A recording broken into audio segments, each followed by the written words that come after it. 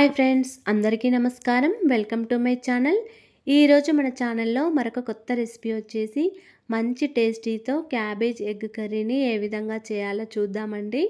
Cabbage అంటే ఎవరికైనా ఇష్టం ఉండని వారు ఈ విధంగా క్యాబేజీతో ఎగ్స్ కలిపి కర్రీ చేసుకోండి.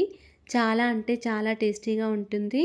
మరి ఈజీగా, హెల్తీగా, టేస్టీగా ఉండే ఈ క్యాబేజ్ ఎగ్ కర్రీని ఏ విధంగా చేయాలో చూద్దాం. ముందుగా క్యాబేజీని సన్నగా తరుక్కొని వాటర్లో వేసి ఒక 2 టైమ్స్ వరకు కడుక్కోవాలి.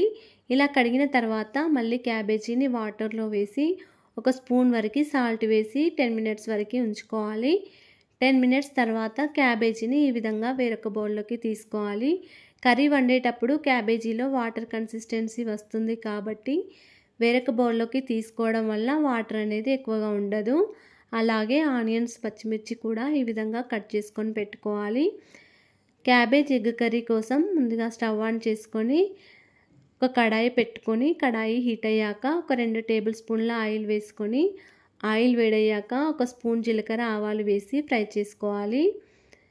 అదేవిధంగా పచ్చిమిర్చి కూడా వేసి ఫ్రై చేసుకోవాలి.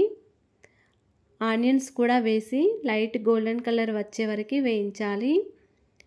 ఈ విధంగా ఒక టీ స్పూన్ వరకు అల్లం వెల్లుల్లి పేస్ట్ వేసి అల్లంలోని పచ్చివాసన పోయే వరకు ఒకసారి ఆయిల్లో బాగా కలపాలి. తర్వాత పావు టీ స్పూన్ వరకు పసుపు వేసి ఒకసారి బాగా కలుపుకోవాలి. ఈ విధంగా మనం తరుక్కొని పెట్టుకున్న క్యాబేజీ తరుగును ఇప్పుడు ఆయిల్లో వేసి ఒకసారి మళ్ళీ కలుపుకోవాలి. క్యాబేజీ మొత్తం ఆయిల్లో కలిసే విధంగా బాగా కలుపుకోవాలి. ఇలా కలిపిన తర్వాత రుచికి సరిపడా సాల్ట్ వేసుకొని మళ్ళీ ఒకసారి కలుపుకోవాలి.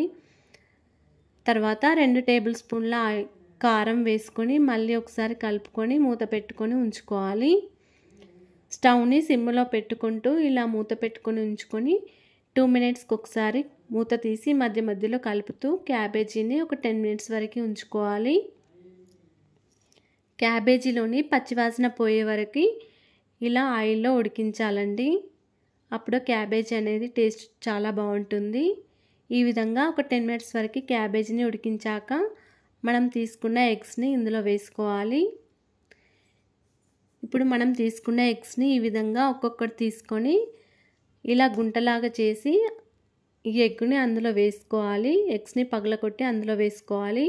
ఇలా స్పూన్తో క్యాబేజీని పక్కకు జరిపి ఎగ్స్ని పగలగొట్టుకుంటూ అన్ని ఎగ్స్ని కూడా ఈ విధంగానే పగలగొట్టుకొని వేసుకోవాలి. ఇలా వేసుకున్న తర్వాత ఒక 2 మినిట్స్ వరకు మూత పెట్టుకొని ఉంచుకోవాలి. ఇప్పుడు 2 మినిట్స్ తర్వాత మళ్ళీ ఒకసారి మూత తీసి ఎగ్ని మెల్లగా సైడ్కి తిప్పుకోవాలి. ఈ విధంగా ఎగ్స్ మొత్తం సైడ్కి తిప్పిన తర్వాత మళ్ళీ ఒకసారి మూత పెట్టుకొని ఉంచుకోవాలి. మొత్తం ఒకటేసారి కలిపితే ఎగ్స్ అనేది పచ్చివాసన వస్తుందండి, నీచు వాసన వస్తుంది. ఈ విధంగా కొంచెం ఎగ్ అనేది కొంచెం బాయిల్ అయ్యాక ఒకసారి కలుపుకోవాలి. ఒక 5 మినిట్స్ తర్వాత మళ్ళీ ఒకసారి కలుపుకొని మొత్తం ఒకసారి కలుపుకోవాలి. ఈ విధంగా క్యాబేజ్ మొత్తం ఎగ్లో కలిసే విధంగా ఒకసారి బాగా కలుపుకోవాలి. ఎగ్స్, క్యాబేజ్ మొత్తం బాగా ఫ్రై అవ్వనివ్వాలండి.